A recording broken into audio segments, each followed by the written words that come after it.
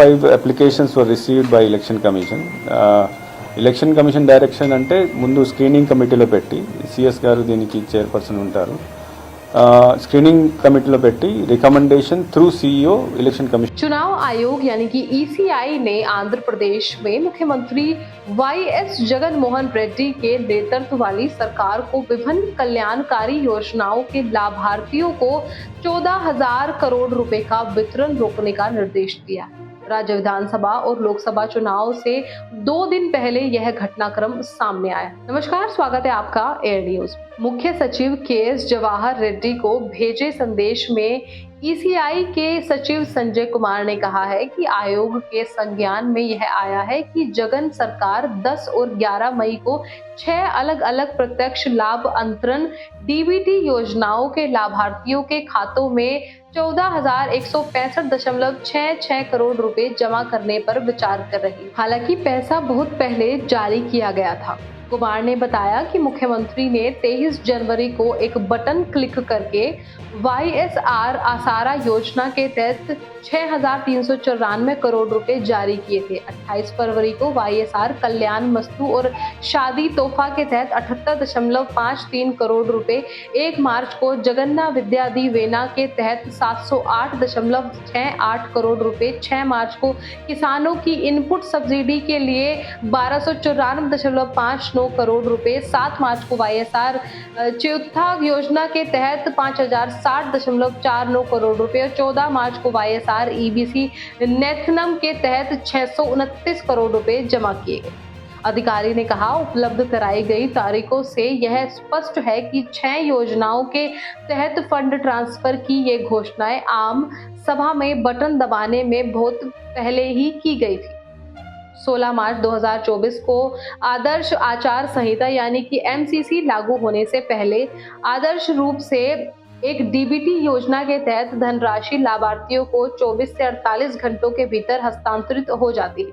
हालांकि आयोग विशिष्ट जानकारी और शिकायतें मिली हैं कि जगन सरकार ने उक्त योजनाओं के तहत बैंकों के माध्यम से पैसा हस्तांतरित नहीं किया. हालांकि आदर्श आचार संहिता लागू होने से बहुत पहले डीबीटी सहायता की घोषणा की गई. अधिकारी ने कहा, आयोग को पता चला है कि राज्य सरकार 11 और 12 मई 2024 को बैंकों में धनराशि हस्तांतरित करके लाभार्थियों को सहायता देने पर विचार कर रही है, जो मतदान की तारीख 13 मई के बहुत करीब है. यह प्रतिनिधित्व के तहत मौन अवधि के साथ ओवरलैप हो सकता है, जैसा कि 1991 का जन अधिनियम कहता है.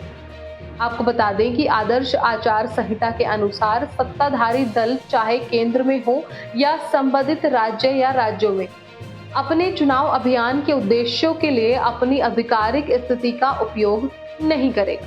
उन्होंने बताया कि एमसीसी दिशा निर्देशों में यह भी कहा गया है कि आयोग द्वारा चुनाव की घोषणा के समय से ही मंत्री और अन्य प्राधिकारी किसी भी रूप में कोई वित्तीय अनुदान या उसका वादा नहीं करेगा.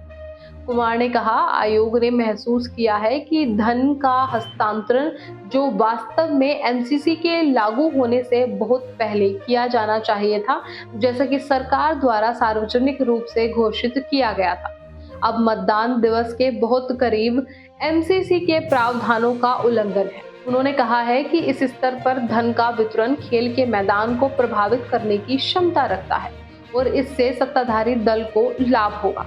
अधिकारी ने कहा, हालांकि पात्र लाभार्थियों को लाभ देरी से नहीं दिया जाएगा. हालांकि राज्य सरकार ने भी इसे करीब 5 महीने देरी से दिया है. उन्होंने सरकार से आयोग को प्राप्त इनपुट की तथ्यात्मक स्थिति प्रदान करने के लिए कहा. अधिकारी ने कहा, सरकार को यह सुनिश्चित करना चाहिए कि उपयुक्त 6 योजनाओं के तहत पात्र लाभार्थियों को लाभ के लिए बैंकों को धन का बहुत विलंबित हस्तांतरण 6 जून 2024 को मतदान प्रक्रिया के अंत तक विलंबित न हो और स्तर के मैदान को बनाए रखने के लिए यह सुनिश्चित किया जाए कि इस तरह के प्रस्तावित हस्तांतरण यदि कोई हो 13 मई के बाद किए जाए. बाकी आंध्र प्रदेश के मुख्यमंत्री वाईएस जगन मोहन रेड्डी ने चुनाव आयोग के आदेश को अप्रत्याशित और अन्यायपूर्ण बताते हुए इसकी आलोचना की है. उन्होंने कहा है कि सरकार केवल उन वादों को पूरा कर रही थी जो उसने चुनाव से पहले किए थे। हालांकि विपक्षी दलों ने चुनाव आयोग के फैसले का स्वागत किया और आरोप लगाया है कि जगन सरकार चुनाव से पहले मतदाताओं को लुभाने की कोशिश कर रही। आपको बता दें कि चुनाव आयोग के आदेश का आंध्र प्रदेश चुनाव परिणामों पर महत्वपूर्ण प्रभाव पड़ने की संभावना है।